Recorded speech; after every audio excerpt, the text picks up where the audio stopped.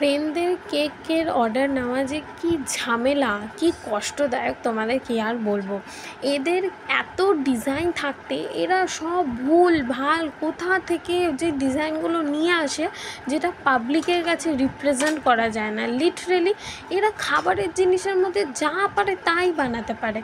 আমি ভাবি যে এই যে ডিজাইনগুলো কারা ক্রিয়েট করে, আমি জাস্ট একবার তাদের দেখতে চাই, তাহলে আমি একটু ধন্য হব। মানে ডিজাইন তো দিয়েছিল একটা, যেটা আমি একদমই করতে পারবো না বলেছি, তারপরে ওদের মেন্টালিটি অনুযায়ী আমি একটা ডিজাইন ওদেরকে দেখাই, ওদের অতি কষ্টে সেই ডিজাইনটা মানে পছন্দ হয়, কিন্তু প্রচুর রিকোয়েস্ট করার পরে আমি ডিজাইনটা অ্যাকচুয়ালি দেখাই। কিন্তু কী আর করা যাবে, কাস্টমার হয়, ওপর থেকে আবার ফ্রেন্ডও হয়, আমি কথা ফেলতেও পারবো না।